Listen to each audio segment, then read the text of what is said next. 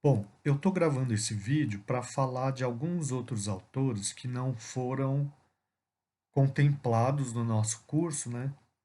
Especialmente por causa da pandemia, né? Que a gente teve que enxugar o programa da disciplina. Então, eu vou falar rapidamente e de uma maneira meio informal, assim, né? Não como uma aula, mas como dica de leitura, né? Então, se vocês olharem lá no programa antes da o programa apresentado antes da retomada, né, das aulas remotas, antes da retomada das aulas remotas, tem esses autores que eu destaco em azul aqui e negrito, né, que eles já estavam previstos, só que não foram estudados. O primeiro deles é o Antônio de Alcântara Machado, né, e ele é muito valorizado pelo fato de ele retratar os imigrantes italianos em São Paulo, né, e se vocês olharem aqui, ó, no, no Moodle, eu coloquei nesse geral aqui os 100 melhores contos brasileiros do século. Então vai ter um conto dele, né, Alcântara Machado, que se chama Gaetaninho, que é um dos considerado um dos melhores, né? Mas, claro, ele tem outros, né, contos, né?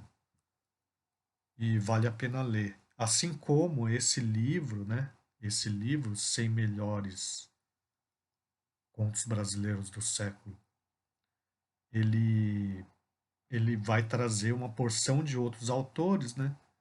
Sendo que todos eles são grandes autores de conto, né? Por exemplo, a Lígia Fagundes Telles, né? Caio Fernando Abreu, enfim, todos esses aqui, né? O José J. Veiga, enfim, esse livro é bem interessante de ser explorado, tá bom? Bom, mas aqui na segunda fase, poesia, tinha vários outros autores, né? Que eu cortei todos, deixei só o Drummond, né? Mas é interessante vocês conhecerem a obra deles, né?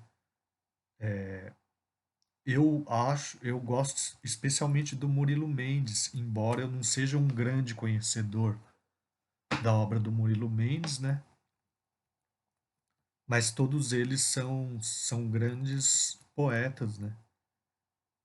E aqui na segunda fase da prosa, eu tinha colocado José Lins do Rego, né? E esse livro especificamente Menino de Engenho. Então eu acho que dentre todos dessa fase, eu destacaria especialmente esses dois, né? José Lins do Rego e o Graciliano Ramos que a gente já viu, né? Que a gente viu. Dessa terceira fase prosa, o Murilo Rubião, pelo fato de que eu conheço melhor a obra dele, né? E gosto, claro, porque foi o autor que eu estudei, né? E ele é autor de contos. Então vocês podem procurar por obra completa, ou contos reunidos, e vocês, né? No site Lê Livros tem, acho que é a obra completa, né? Daí aqui tem alguns outros autores que eu indicaria, cuja leitura eu indicaria, né? Mas eu não vou falar muito detidamente de cada um, não. Só vou falar assim, esses daqui, né?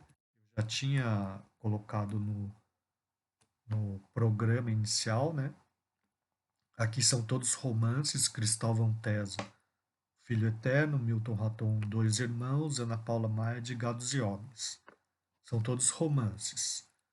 Tarso de Melo tem esse livro Planos de Fuga, que é poesia, né? E, bom, tem muito menos poesia do que romance, porque eu estudo mais prosa do que poesia, né?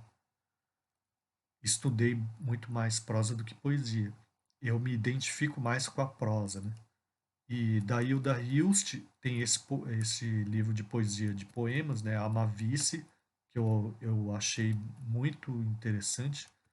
E esse, o Caderno Rosa de Lori Lambe, que é um livro polemicíssimo, né? Mas que é para ser lido com cuidado, porque no começo a gente fica muito assustado, né? Depois a gente entende qual é. Mas é um livro bem interessante também entender o contexto no qual ele foi escrito, né? Esse autor, João Gilberto Noll, também, esse o livro Hotel Atlântico, foi um livro que eu li que marcou bastante, né? E de teatro, a gente fala pouco, né? Mas tem grandes autores brasileiros de teatro também, do modernismo para cá, né? E eu destacaria esses aqui. Nelson Rodrigues, com Vestido de Noiva, né? Que é uma peça, assim, essencial para o modernismo no Brasil, né? O Ariano Suassuna, que é conhecido principalmente pelo Alto da Compadecida, né? Mas ele tem várias outras peças interessantes e uma delas é essa daqui, A Pena e a Lei, né? O Plínio Marcos, que é uma espécie de autor assim marginal, né? E ele tem, eu destacaria essas duas peças aqui, Barrela e Querô, tá bom? E inclusive tem versões de filme, né? Desses de Barrela e Querô. Ah, e de O Filho Eterno também tem, né? E por fim, eu destaco o Ricardo Lises, que foi meu amigo, ele é meu amigo, né? Estudou comigo a graduação e a gente era muito próximo, né? E eu destaco da obra dele, ele tem vários livros, mas eu destaco esses três romances aqui, que do que eu já li da obra dele, foram os que mais me marcaram, assim. Cobertor de Estrelas, que é o primeiro, depois Duas Praças e O Céu dos Suicidas. Então isso aqui é só como dica de leitura, assim, né? Sugestão de leitura, melhor, né? De uma maneira, assim, informal, né? Para complementar um pouco o programa da disciplina que ficou prejudicado, né? Com a pandemia, né?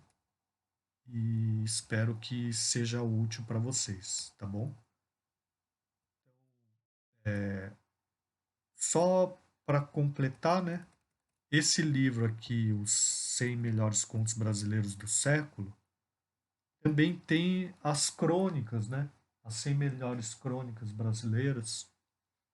E esse tipo de livro é bastante interessante, assim, para ter uma visão meio panorâmica, assim, dos autores, né? Então é isso. Então, obrigado e até a próxima.